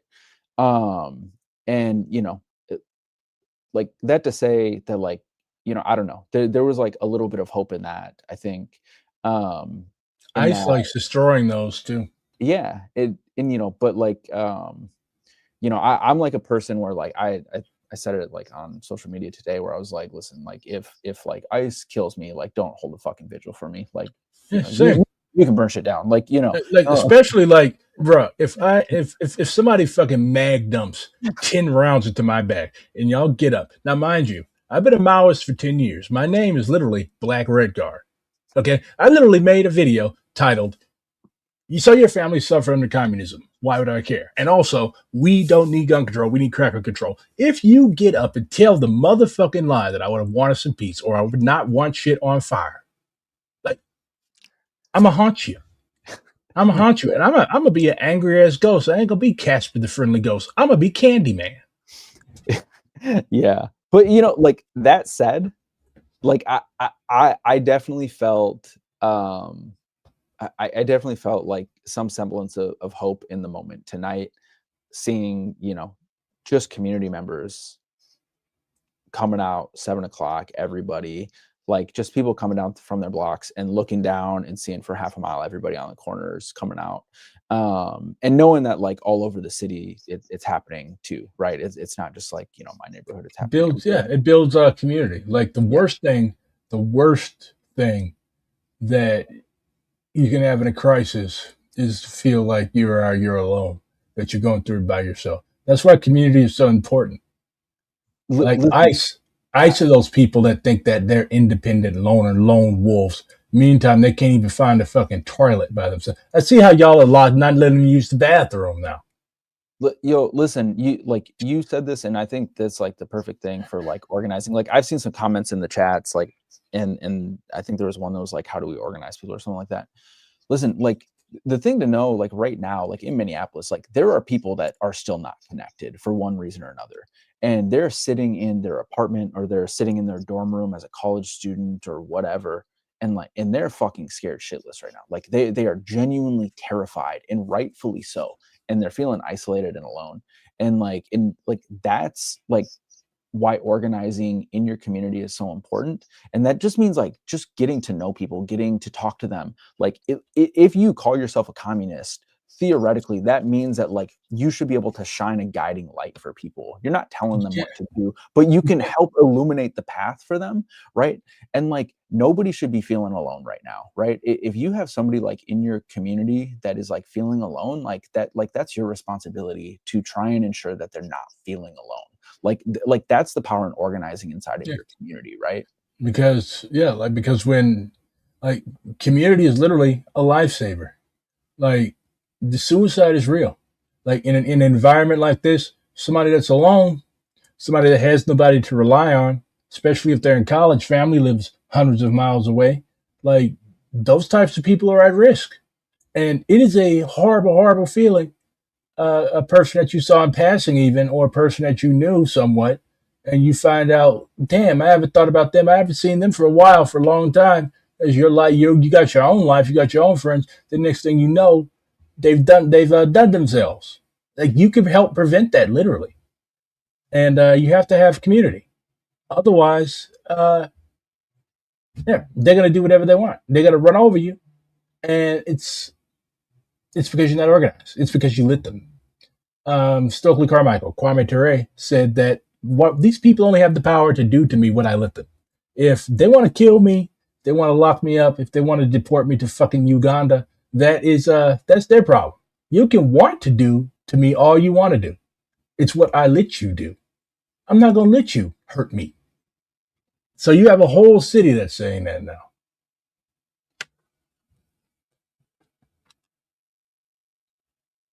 So anything else, comrades, want to wrap up with?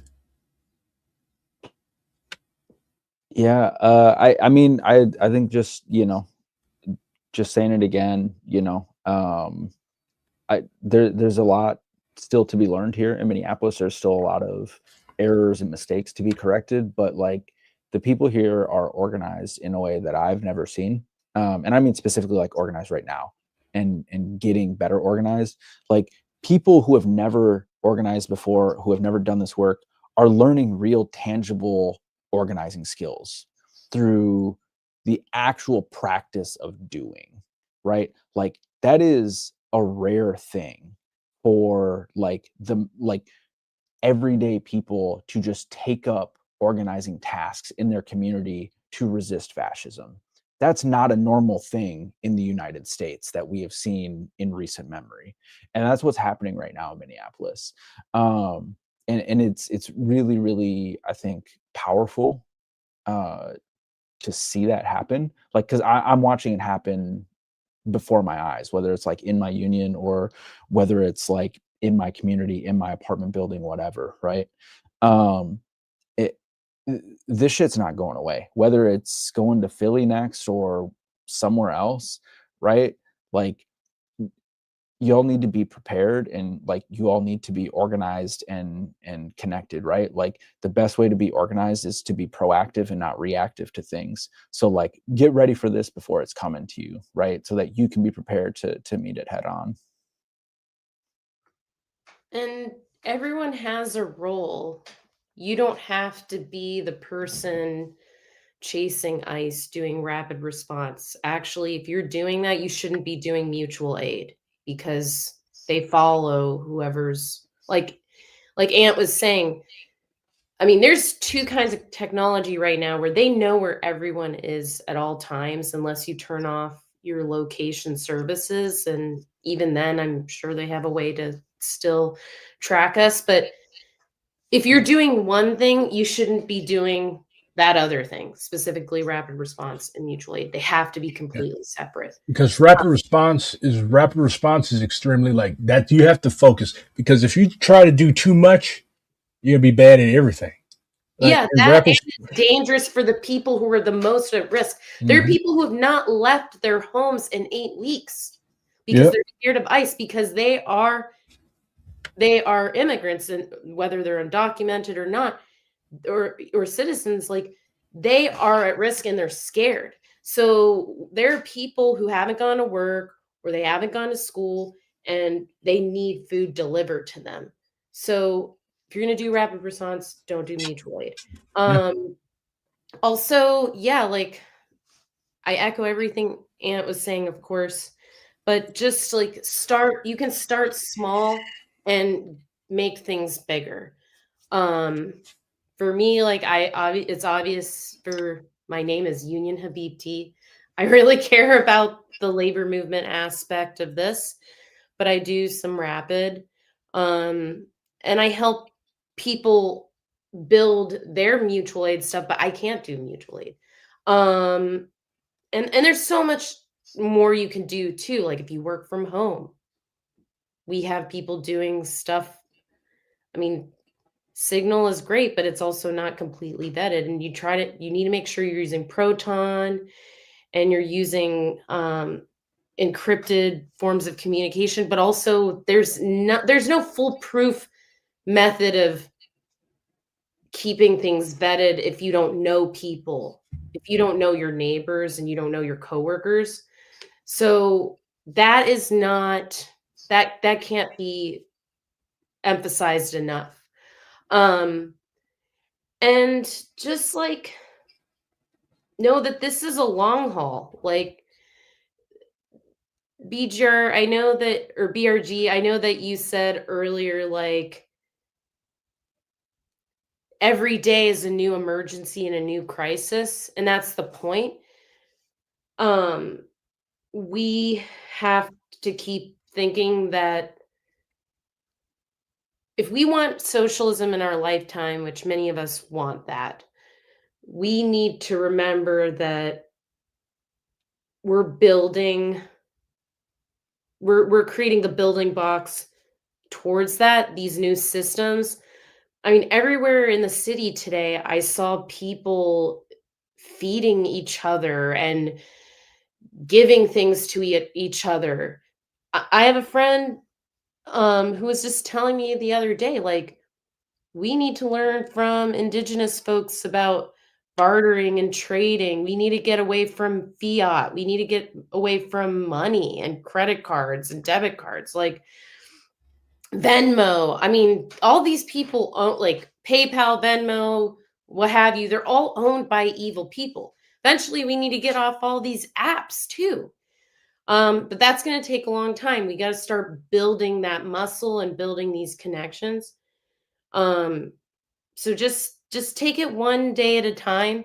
And what I've told myself in times of struggle, sometimes you got to take it 1 hour at a time, literally, just not even one day, 1 hour.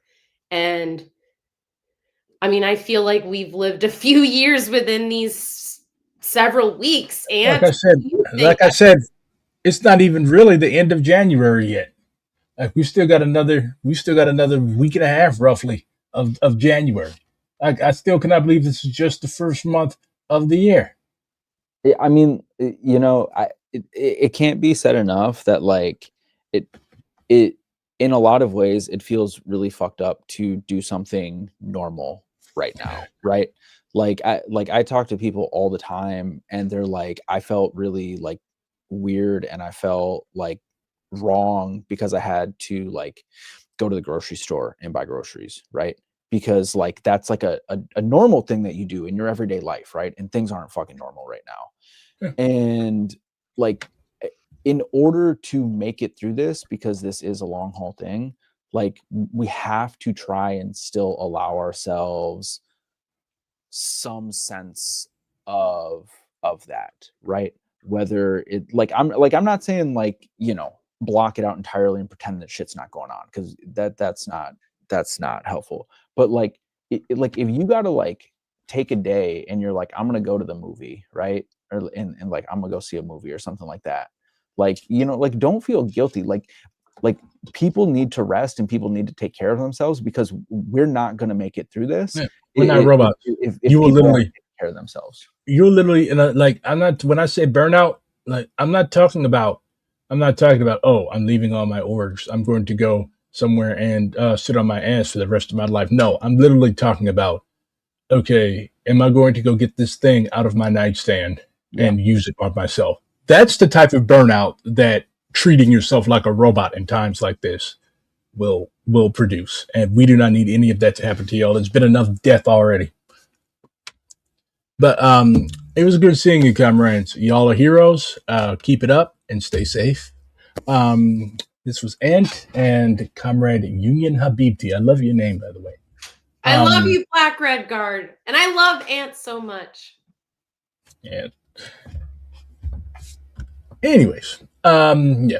And for the love of God, I'm gonna keep telling y'all this till it burns itself into your memories. Do not do anything stupid. Do not do anything stupid. Do not do anything stupid. Join an organization. That's something smart. All power to the people.